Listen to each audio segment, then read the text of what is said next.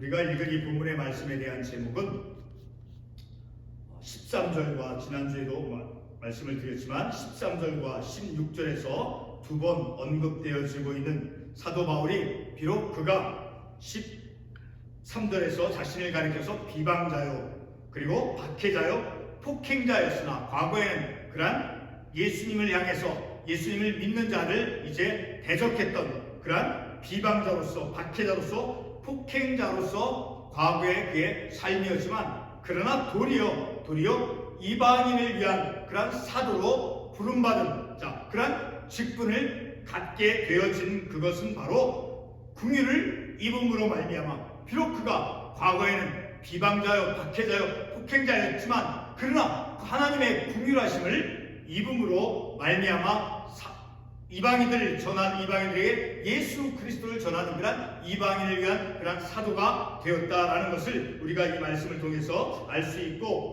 그리고 지난주에 우리가 상고했던 그 말씀을 잠깐 언급해 보면 지난주에 우리 12절 말씀을 중심으로 상고해 보았죠. 나를 충성되이 여겨.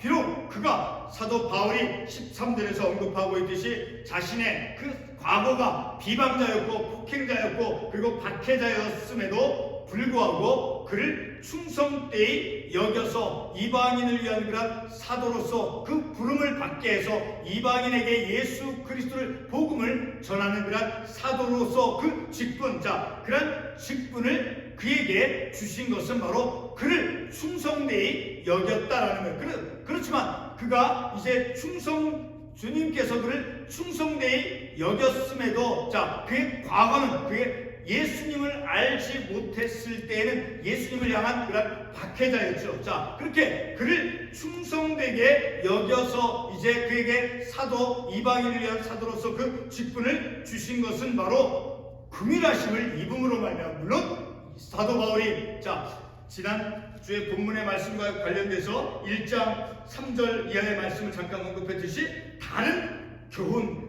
교훈을 가르치는 그런 거짓 율법 교사들에 대해서 그들의 믿음을 빼앗겨서 마음이 빼앗겨서 그래서 믿음의 파손을 하지 않도록 그렇게 이제 디모데에게 그런 것을 경계할 것을 가르쳐 주면서 그가 말씀을 이제 변호하는 그러한 어떤 충성스러운 그런 사도 바울의 모습을 통해서 그를 충성되이 여겼고 그리고 더 근본적인 것은 바로 주님의 그 긍휼하심을 입음으로 그를 충성되이 여겨서 사도로서 그 직분을 주셨다라는 것을 우리가 지난주 말씀을 통해서 생각해 보았죠. 그리고 오늘 이 말씀을 통해서 제목은 긍휼을 입은 까닭. 이 사도 바울이 긍휼을 입은 하나님의 은혜를 입은 그 이유가 무엇인가를 우리가 말씀을 통해서 깨닫고 그리고 마침내는 마지막 절에 보게 되면 17절에 보게 되면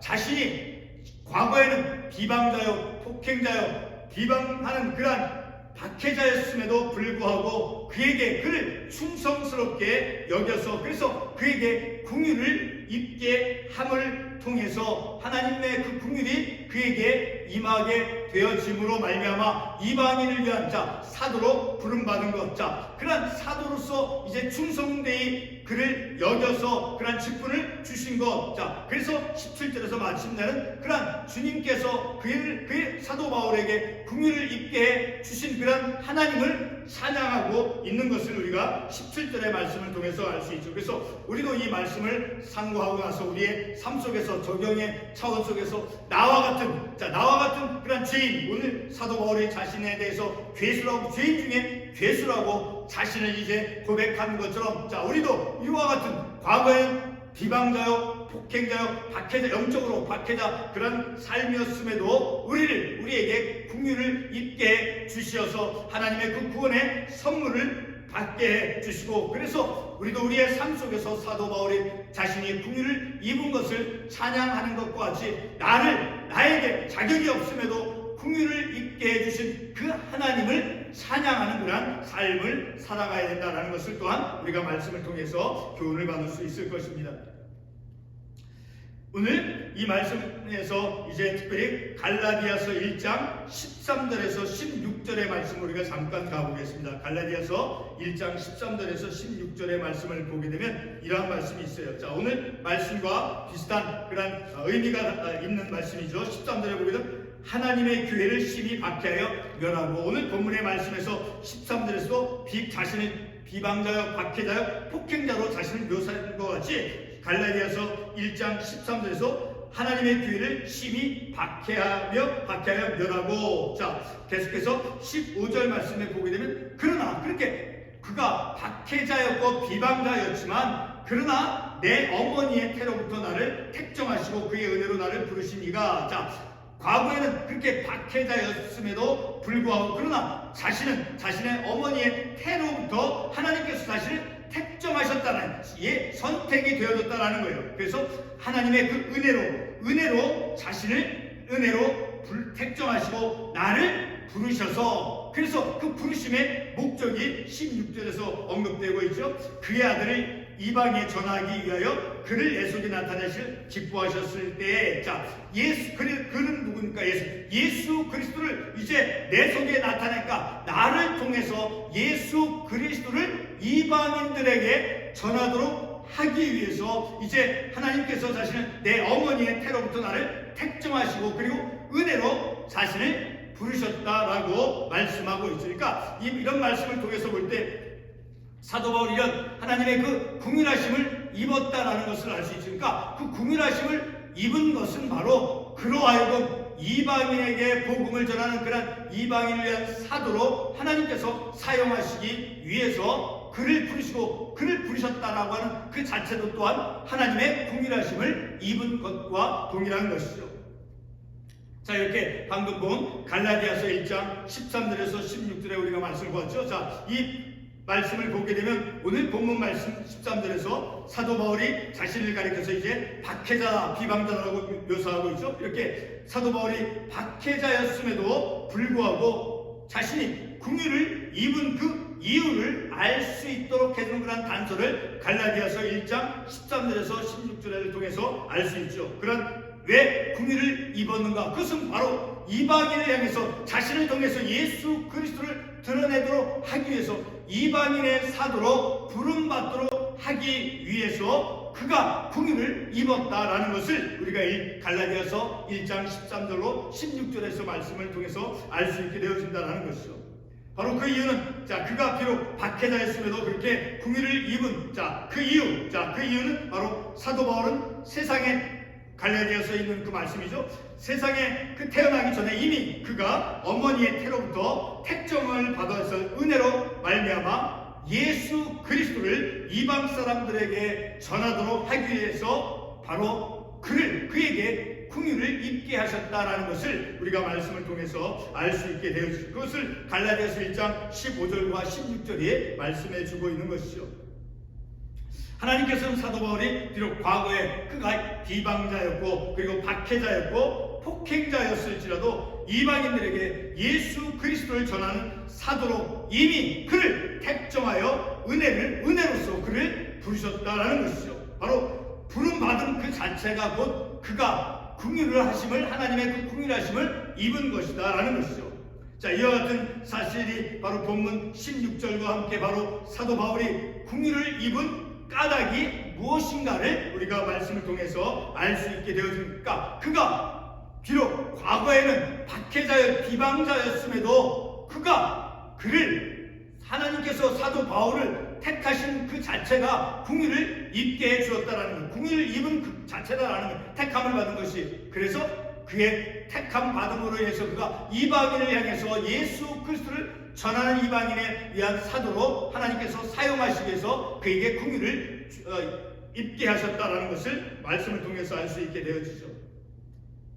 자, 다시 한번 갈라디아서 1장 13절, 14절, 15절 말씀을 한번 다시 한번 반복해서 보도록 하겠습니다. 13절 하반부에 하나님의 교회를 심히 박해하여 멸하고, 그렇죠. 오늘 본문의 13절에서 말씀하고 비방자, 박해자 똑같은 의미죠. 그리고 15절에 그러나 내 어머니의 태로부터 나를 택정하시니까 그는 이미 하나님께서 그를 선택하셨다라는 거예요. 그리고 그의 은혜로, 하나님의 은혜로 나를 부르시니가, 그러니까 하나님의 은혜로 그가 선택을 받고 그리고 사도로 부르심을 받았다라는 거예요. 그 목적은 16절에서 그의 아들을 이방에 전하기 위하여 그를 내 속에 나타내시를 기뻐하셨을 때, 그러니까 그를 바로 그를 통해서, 사도 바울을 통해서 이방인들에게 예수 그리스도를 전하도록 하기 위해서 사도 바울은 궁유를 입고 그리고 이미 택정을 받고 은혜로 부르심을 받았다라는 것을 이 갈라디아서의 말씀을 통해서 더욱 확연하게 우리가 알 수 있게 되어지죠.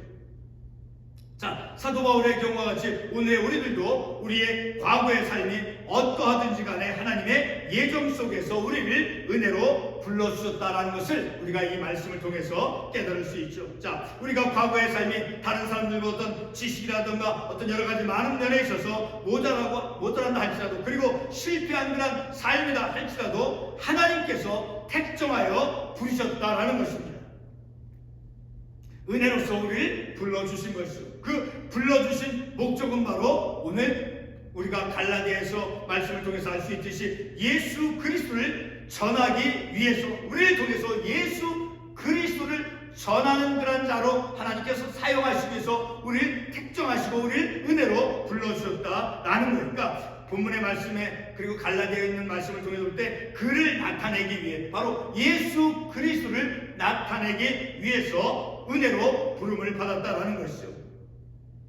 다시 한번 말씀을 드리면 그를 내 속에 나타내시기를 기뻐하셨다. 그러니까 그를, 사도 바울을 통해서 예수 그리스도를 증거하는 자로 삼기 위해서 그를, 사도 바울을 택하셨다라는 것이죠.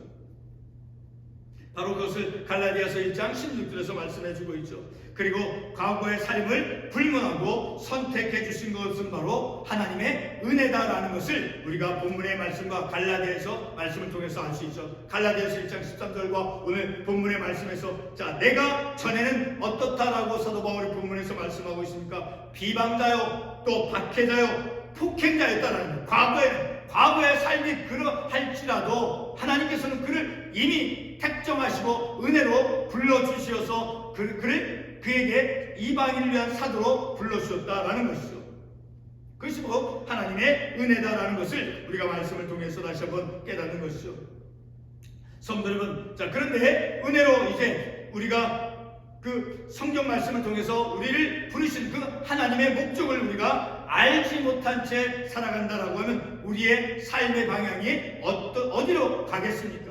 자, 그것을 우리가 다시 한번 생각해 보게 되면 사도 바울이 하나님의 은혜로서 이제 어머니의 태로부터 이제 택정되어지고 선택되어지고 그리고 그를 은혜로 불러주셔서 이방인을 사도로 이제 복음을 전하는 자로 이제 하나님께서 그를 사용하셨죠. 그러니까 은혜로 우리가 부름을 받고 그리고 선택을 받은 자의 하나님께서 우리를 부름받게 해주셨어요. 은혜로서, 자, 죄 가운데서 우리를 하나님께서 구원해 주시고, 자, 그렇게 은혜로 부름을 받고 선택을 받은 자의 그 삶은 바로 나를 구원해 주신 하나님께서 예수 그리스도 통해서 우리를 구원해 주신 나를 부르신 자의 그 뜻대로 우리가 삶을 살아가야 된다라는 것을 우리가 이 사도 바울의 삶을 통해서 또한 깨달을 수 있는 것이죠. 바로 이런 우리의 삶의 방향이 어디로 갈 것인가? 만약에 우리가 하나님의 그 부르심받은 그 목적, 하나님께서 우리를 왜 부르셨는가? 그 하나님의 그 부르심의 목적대로 우리가 삶을 살지 아니하면 우리의 삶이 어떻게 나아가게 되겠느냐라는 거예요. 반드시 육신의 만족만을 위해서 삶의 방향이 나아가게 되어지죠. 자, 이러한 질문에 대한 우리가 답을 다시 한번 내리기 전에 이제 사도 바울의 그 부르심 받은 것을 다시 한번 기억해 보도록 하겠습니다. 자, 갈라디아서 2장 8절의 말씀을 보게 되면 이러한 말씀이 있습니다. 베드로에게 역사하사 그를 할례자의 사도로 삼으신 이가 또한 내게 역사하사 나를 이방인의 사도로 삼으셨느니라. 이 갈라디아서 2장 8절에서 보게 되면 베드로는 바로 할례자, 곧 유대인을 말하는 거죠. 자, 유대인을 위한 사도로 삼으셨고, 그러나 사도 바울은 이방인의 사도로 삼으셨다라는 것이니까 하나님의 목적대로, 목적에 부응되어지는 목적대로, 목적에 일치하는 삶을 사도 바울이 살아가고 있다는 것을 알 수 있죠. 자, 특별히 에베소서 3장 6절과 7절에서도 이제 사도 바울의 그 부르심받은 그 하나님의 목적대로 삶을 살아갔다는 것을 알 수 있어요. 자, 그 말씀을 보게 되면 이제 이방인들에게 예수 그리스도를 전하는 그런 이방인을 위한 사도로서 선교적인 삶을 살아갔음을 우리가 에베소서 3장 6절과 7절의 말씀을 통해서 알 수 있게 되어지죠. 자, 에베소 3장 6절과 7절 말씀 한번 가보겠습니다. 에베소서 3장 6절로 7절 말씀. 에베소서 3장 6절과 7절의 말씀 보겠습니다. 같이 한번 읽어보겠습니다. 이는 이방인들이 복음으로 말미암아 그리스도 예수 안에서 함께 상속자가 되고 함께 지체가 되고 함께 약속에 참여하는 자가 됨이라. 이 복음을 위하여. 자, 이러한 복음, 이방인들이 복음으로 말미암아 예수 안에서 함께 상속자가 되어지고 하나님의 약속에 참여하는 자가 되어지도록 하기 위해서, 이방인이 그렇게 하나님의 약속에 함께 참여하는 자가 되어지도록 하는 그러한 내용, 그러한 하나님의 그 복음, 자, 그러한 복음을 위하여서 그의 능력이 역사하시는데 내게 주신 하나님의 은혜의 선물을 따라 내가 일꾼이 되었노라. 바로 복음, 이방인을 위해서 복음을 전하는 그러한 복음의 전파자 일꾼이 되었다라고 분명히 이 에베소서 3장에서 밝혀주고 있으니까, 사도 바울은 그 하나님의 그 부르심의 목적에 부응하는 목적대로 삶을 살아갔다라는 것이죠. 만약에 우리가 우리를 부르신 하나님의 그 목적을 알지 못한 채 삶을 살아간다라고 하면 우리는 육신의 만족만을 누리며 육신의 만족을 위해서 삶을 살아가게 된다는 것입니다. 이렇게 사도 바울은 이방인을 위한 그런 사도로서, 그러니까 곧 하나님의 부르심 받은 그 목적대로 사도 바울은 그의 삶을 살아갔다라는 것이죠. 본문에서 사도 바울은 자신이 비방자요 그리고 박해자요 폭행자였지만 그러나 오히려 긍휼을 받은 자가 되어진 것에 대해서 본문 13절과 16절에서 그렇게 과거에는 비방자였고 폭행자였고 박해자였지만 그러나 그럼에도 불구하고 그러한 과거의 비방자였던 사도 바울에게 긍휼을 입은, 자, 긍휼을 입게 되어진 그 이유를 13절과 16절 두 구절에서 말씀해주고 있다는 것이죠. 첫 번째 이유는 자신이 박해자였던 것이 바로 예수 그리스도를 믿지 않던 때에, 그리고 예수 그리스도를 알지 못한 채 비방자였다라고 자신을 변호하고 있습니다. 두 번째 이유는 16절에서 말씀하고 있듯이, 자, 두 번째 이유는 바로 죄인을 향한 그 하나님의 참으심과 그리고 진노와 심판 대신에 죄인에게 베풀어 주시는 그 하나님의 구원의 행위에 뚜렷한 본보기가 되기 위함이다라고 16절에서 분명히 말씀해주고 있으니까, 사도 바울 같은 그런 죄인도 하나님의 그 구원의 선물을 받는다라는 것을, 죄인도 사도 바울 같은 비방자였고 폭행자였음에도 불구하고 하나님께서는 그를 불러주셔서 그의 죄를 사해 주시고 그가 하나님의 구원의 선물을 받는 그런 하나님의 구원 행위에 본보기가 되어지도록 그를 은혜를 입고 긍휼을 입게 해주셨다라는 것이죠. 그것을 16절에서 말씀해주고 있죠. 첫 번째 이유로서 우리가 오늘 이 저녁 시간에 두 가지 이유를 분명하게 깨닫기를 원합니다. 첫 번째 이유로서 이제 자신이 박해자였음에도 이제 사도로 부름받은 그 긍휼을 입은 것이 바로 예수를 알지 못하던 때에 알지 못한 채 했기 때문이다라는 거예요. 그러니까 자기 스스로 변호를 하는 거예요. 알지 못한 채, 내가 그때는 비방자였을 때는 내가 예수를 알지 못했다, 예수를 믿지 않았다라고 그렇게 자신을 변호하고 있는 것이죠. 이와 같은 바울의 변명은 이제 바울에게 좀처럼 찾아볼 수 없는 그러한 태도이지만, 그러나 누가복음 23장 34절에 보게 되면 이와 같은 그 바울이 자신을 변명하는, 자, 그런 바울의 경우와 같은 것을 우리가 볼 수 있어요. 자, 그 말씀을 보게 되면 이제 예수님께서 십자가 처형을 당할 때 두 행악자도 십자가에 달렸습니다. 그때 예수님께서 그 행악자들 위해서 기도했습니다. 그 기도한 내용은 바로 그 두 행악자들이 자신들이 행한 죄를 알지 못하는 것이었다라는 거예요. 그들이 예수님께서 함께 달린 그 두 행악자들에서 기도했는데 그들이 자신이 행하는 죄를 알지 못합니다 라는 것을 이제 기도했다라는 거예요. 자, 바울은 자신이 예수 그리스도를 믿지 않을 때 알지 못한 채 이제 비방자, 박해자, 폭행자였다라는 거예요. 예수님을 알지 못했을 때, 믿지 않았을 때 그때 폭행자였고 박해자였다라는 거예요. 자, 이와 같이 이렇게 바울은 자기가 폭행자였고 또 예수님을 대적했던 그런 과거는 자신이 예수님을 알지 못했기 때문이다. 예수님을 믿지 아니했기 때문에 그렇게 자신이 비방자였다, 박해자였다라고 자신을 변호하고 있는 것이죠. 바로 그렇게 그가 비방자였음에도 그가 박해자였음에도 그를 주님께서는 긍휼을 입게 해주셨다는 거예요. 왜? 그 이유가 무엇이냐라는 거예요. 바로 그를 이방인을 위한 사도로 하나님께서 사용하시기 위해서 그가 긍휼을 입게 되었다라는 거예요. 긍휼을 입은 두 번째 이유는 바로 자신과 같은 죄인에게 자신에게 베풀어 주시는 그런 하나님의 오래 참으심과 그리고 구원의 은혜를 이제 베풀어 준 것에 대한 그런 본보기로가 되게 하기 위함이다 라고 16절에서 말씀해 주고 있죠. 16절 다시 보게 되면 그러나 내가 긍휼을 입은 까닭은 긍휼을 입은 이유가 무엇이냐라는 걸 16절에 보게 되면 예수 그리스도께서 내게 먼저 일체 오래 참으심을 보이사 길이 참으셨다라는, 그가 비방자였을 때도 박해자였을 때도 하나님께서는 그를 진노하지 아니하시고 그를 기다리고 참으셨다라는 거예요. 그런 오래 참으심을 하나님께서는 죄를 향해서 길이 참으시는 하나님이시다라는 것을 보여주기 위해서, 그리고 또 한 가지 후에 주를 믿어 영생 얻는 자들에게 본이 되게 하려 함이라.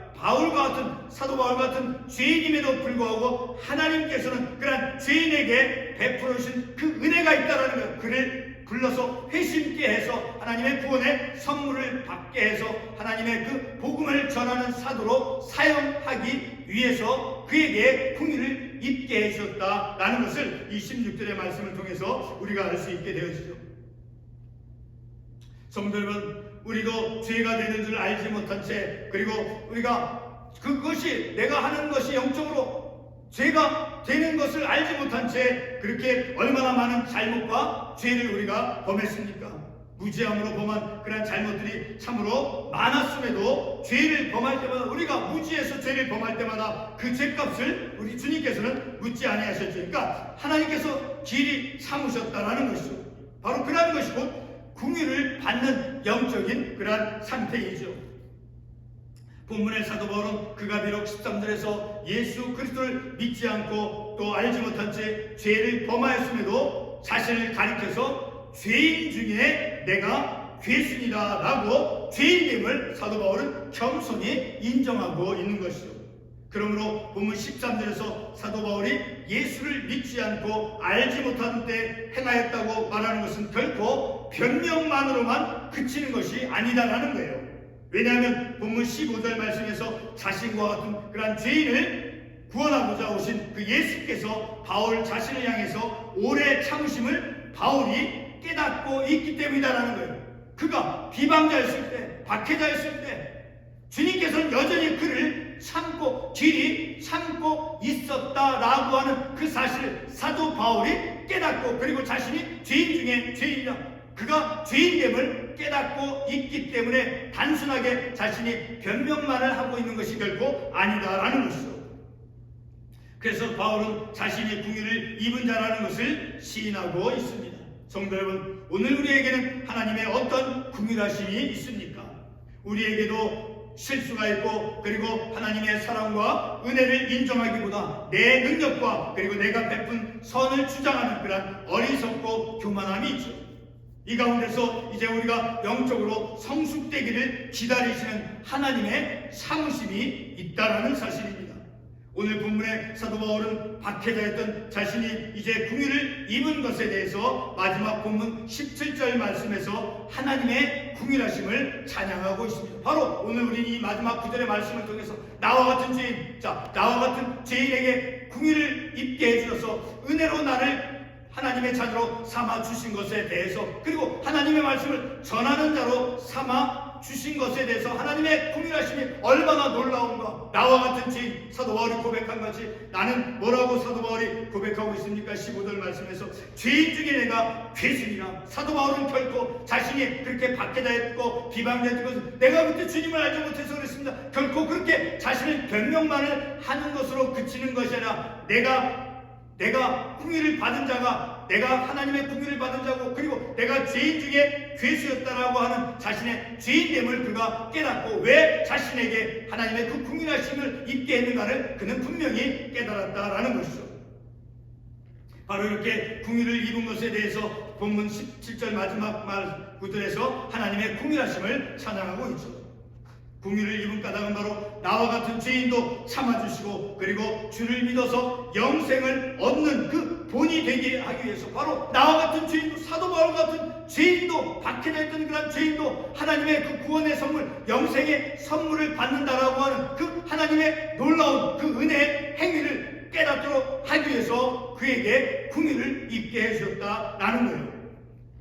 그래서 긍휼을 입은 것을 찬양하는 그런 삶이 되어져야 된다는 것입니다. 그리고 긍휼을 입은 것을 이제 찬양하는 그런 믿음의 삶을 우리가 살아야 되는 것이죠. 자, 그것을 우리가 어떻게 다시 한번 확인해 볼 수 있습니까? 바로 고린도서 15장 9절과 10절에서 보게 되면 이 사도 바울이 긍휼을 입은 것, 자, 그것을 이제 그가 어떻게 하나님께 이제 반응하고 있는가. 자, 고린도서 15장 9절과 10절 말씀 한번 찾아가서 읽겠습니다. 고린도서 15장 9절과 10절 말씀. 고린도서 15장 9절과 10절 말씀 같이 한번 읽어보겠습니다. 나는 사도 중에 가장 작은 자라. 나는 하나님의 교회를 박해하였으므로 사도라 칭함 받기를 감당하지 못할 자니라. 그러나 내가 나된 것은 하나님의 은혜로 된 것이니 내게 주신 그의 은혜가 헛되지 아니하여 내가 모든 사도보다 더 많이 수고하였으나 내가 한 것이 아니요 오직 나와 함께 하신 하나님의 은혜로다. 자, 과거에는 사도 바울 자신이 나는 하나님의 교회를 박해하였던 비방자였습니다. 그러나 내가 그 비방자에서 나는 하나님의 그 사도로 이방인에게 복음을 전하는 그런 이방인의 사도 부름을 받기는 내가 그것을 감당할 수 없습니다. 자, 그러나 그렇게 복음을 전하는 이방인의 사도로 내가 되어진 것은 바로 하나님의 은혜로다라고 사도 바울이 고백하고 있는 것이죠. 그가 복음을 변증하고 복음을 전해서 충성되게 그가 복음을 전하는 자가 되어져서 그런 것이 아니라 하나님의 은혜로 복음을 전하는 복음 전파자가 되었다라는 거예요. 내게 주신 그의 은혜가 헛되지 않아요. 그 은혜를 내게 내가 그 은혜를 받을 수 없음에도 하나님께서 나를 은혜를 베풀어 주셔서, 그래서 내가 다른 사도보다 더 많이 수고하였으나, 자, 그래서 나는 이런 직분을 감당할 수 없어. 내가 부족함에도 하나님께서 복음을 전하는 목사로 이렇게 세워주신 것은 내가 자격이 있어서 되어진 것이 아니라, 그래서 그것은 곧 하나님의 은혜로, 그래서 자격이 없으므로 더 충성스럽게 더 신실하게 복음을 전했다라고 사도 바울이 말한 것처럼, 자, 오늘 우리도 나는 그런 받을 자격이 없으므로 그래서 더욱더 신실하고 충성스럽게 하나님의 일을 감당해야 된다는 거예요. 자, 내가 모든 사도보다 더 많이 수고하였으나, 그러나 그렇게 내가 더 수고하고 더 충성스럽게 신실하게 한 것은 내 힘으로 한 것이 아니라 오직 나와 함께 하신 하나님의 은혜로, 하나님의 은혜의 힘으로 했다라고 이제 사도 바울이 고백하고 있는 것이죠. 그러므로 사도 바울은 자신이 긍휼을 입은 것, 자, 은혜를 입은 것, 이방인이나 사도로 부름받은 그것을 그는 자격이 없음에도 그를 이방인이나 사도로 부르심을 받은, 자, 그런 하나님의 자신을 충성스럽게 여겨주시고 그리고 긍휼을 입게 해주신 것에 대해서 이제 사도 바울은 그런 하나님을 마지막 9절 17절 말씀에서 찬양하고 있다는 것, 나를 긍휼히 여겨주신 그 하나님을 찬양하는 이 사도 바울의 모습을 우리가 말씀을 통해서 깨달으면서 오늘 우리들도 내게 긍휼을 입게 해주신 하나님, 내가 하나님의 긍휼을 입음으로 말미암아 이렇게 오늘 우리가 복음 전하는 자로서 우리의 믿음의 삶을 살아갈 수 있게 되어진 그런 내게 긍휼을 입게 해주신 그 하나님을 찬양하는 자격이 없지만 하나님께서 은혜로 택정하시고 은혜로 부름을 받게 해주셔서 이제 복음 전하는 자로 삶을 살게 되어진 것, 그것을 이제 하나님께 찬양하는, 하나님께 감사하는 우리의 삶이 되어지길 바라는 것입니다. 기도하겠습니다.